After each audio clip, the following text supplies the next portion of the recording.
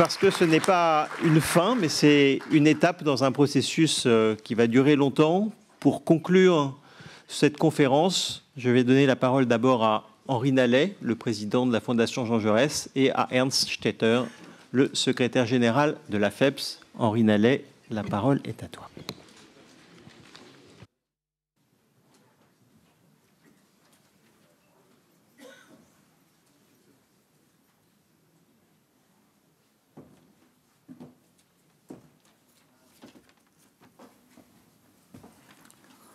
Bien, mes chers amis, je n'ai pas l'intention ni la prétention de conclure une journée d'échange aussi riche que celle que nous avons eue. Je voudrais surtout, en tant que président de la Fondation Jean Jaurès, remercier toutes celles et tous ceux qui ont rendu cette journée possible. Bien sûr, ceux qui nous ont accueillis, ceux qui ont traduit nos propos toute la journée, et puis tous ceux qui ont participé à cette rencontre, et tout particulièrement les anciens présidents qui ont siégé cet après-midi lors de cette table ronde. Et je voudrais enfin remercier celles et ceux qui ont rendu cette journée possible par le travail préparatoire. Gilles Finkelstein vient de citer la Fondation Jean Jaurès et la FEPS. Moi, je voudrais désigner deux personnes qui ont beaucoup donné, qui ont beaucoup travaillé et qui ont rendu possible cette journée. Pour ce qui concerne la Fondation Jean Jaurès, c'est Gérard Fuchs. Et je le remercie très profondément pour tout le travail qu'il a accompli, pour les voyages qu'il a fait, pour les réunions qu'il a tenues et pour sa détermination sans faille tout au long de la préparation.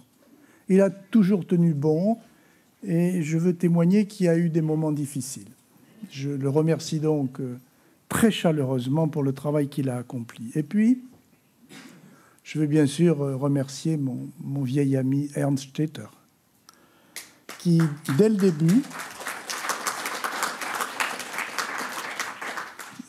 début, a joué le jeu de cette activité commune que nous avons bâtie ensemble et qui a permis cette rencontre d'aujourd'hui. Ernst, sois toi aussi bien remercié pour tout ce que tu as apporté. Tous ceux qui sont intervenus aujourd'hui, les experts, les responsables politiques, le vice-président du GIEC, doivent aussi avoir notre reconnaissance. Un mot particulier pour le ministre des Affaires étrangères qui présidera cette COP21, Laurent Fabius, qui a pris sur son temps pour venir nous parler de manière simple et directe. Nous avons bien sûr aujourd'hui constaté, une fois encore, que les négociations sur le changement climatique sont un processus difficile, complexe, long, parce que les intérêts sont différents, parce que les situations sont aussi différentes. Nous le savions. Depuis plus de 20 ans, nous pouvons constater que ces négociations ont connu des hauts, des bas, parfois des moments de tension très forte entre les pays ou les groupes de pays, et nous ne devons pas nous le nier. Mais avec la COP21 qui arrive en décembre et que la France va accueillir sous la présidence de Laurent Fabius, il est, me semble-t-il, plus important que jamais de nous efforcer d'entretenir une dynamique positive pour la conclusion de cette rencontre internationale et donc de renforcer le mieux que nous pourrons le dialogue entre toutes les parties à la Convention des Nations Unies sur les changements climatiques. Car, comme l'a indiqué avec beaucoup de force et de simplicité M. Van Ippersele ce matin, le vice-président du GIEC, que je salue encore,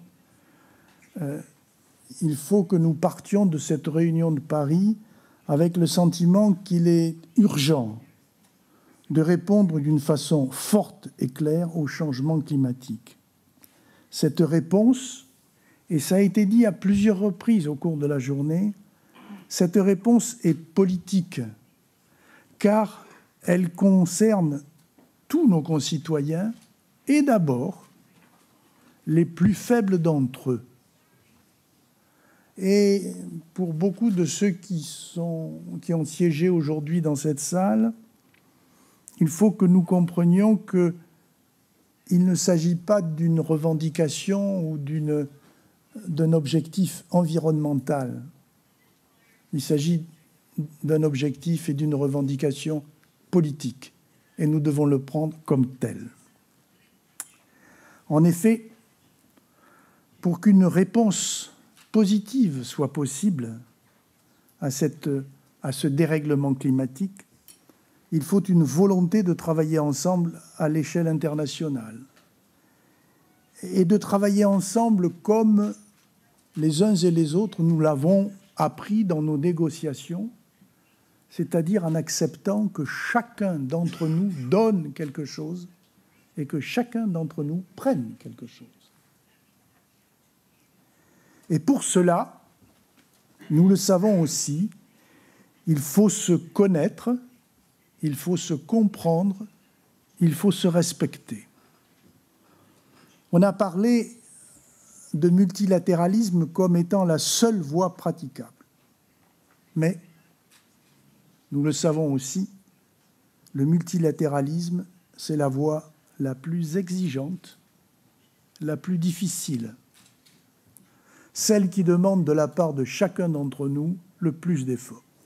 C'est pourquoi des événements comme celui d'aujourd'hui que nous venons de vivre ensemble sont des événements précieux, utiles. En rassemblant des politiques, des experts, des chercheurs, des représentants de la société civile, des organisations syndicales, appartenant à plus de 15 pays différents, pays du Nord, pays du Sud, et en leur donnant aux uns et aux autres l'occasion de présenter leurs idées, d'interagir, de discuter entre eux et avec le public, qui est venu aujourd'hui nombreux, nous leur donnons l'occasion de commencer la négociation. Bien sûr, ce n'est pas eux qui la termineront.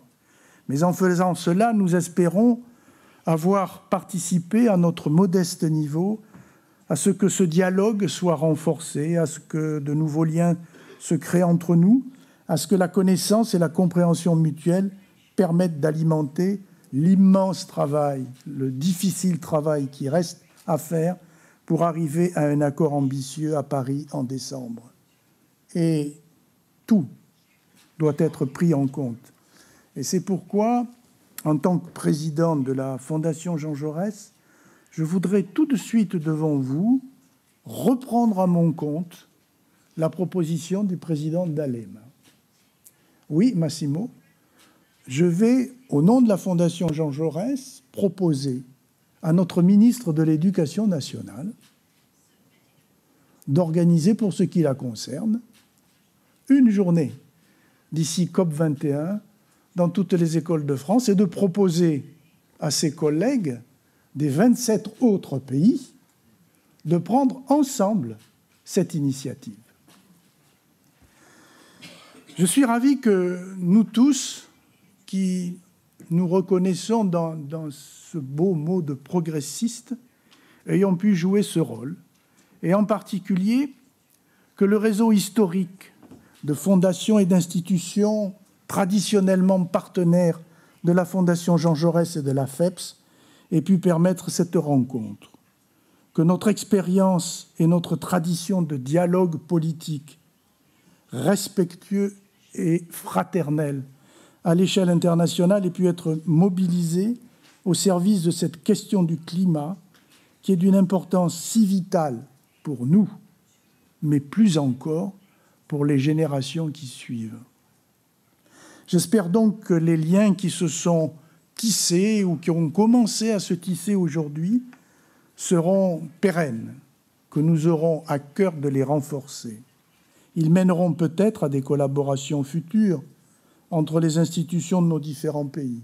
Je le souhaite vivement. En tout cas, pour ce qui concerne la Fondation Jean Jaurès, et je peux le dire, président d'ALEMA, pour la FEPS, elles continueront leur travail jusqu'à la COP 21 en décembre. Et je laisse donc la parole à mon ami Ernst Stetter pour évoquer la suite. Merci.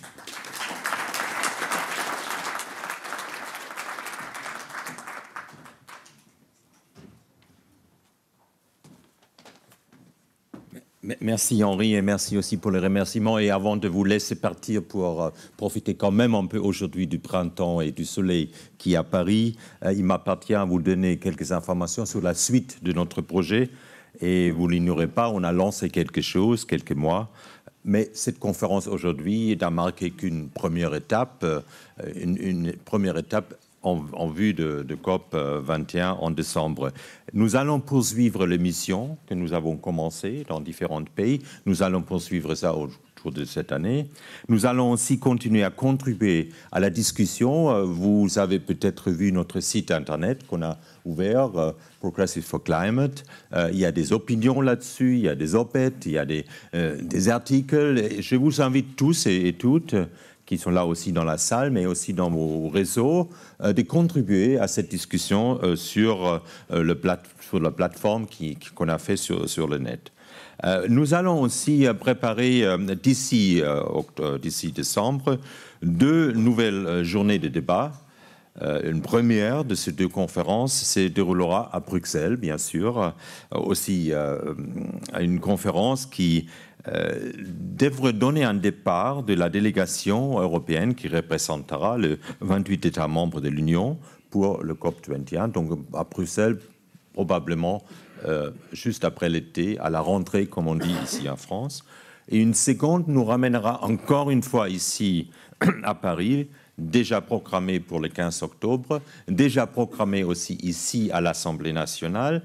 Mais cette fois-ci, nous nous associons à une initiative du Parti socialiste français et des groupes de sociaux et démocrates au Parlement européen qui veulent organiser aussi en vue de COP 21 un rassemblement des partis progressistes, des partis social-démocrates ici à Paris. Et c'est autour du Premier ministre français Manuel Valls qui va réunir des leaders sociodémocrates venus de toute l'Europe, mais aussi des députés du Parlement européen et du Parlement français, ainsi bien sûr des intellectuels et des experts.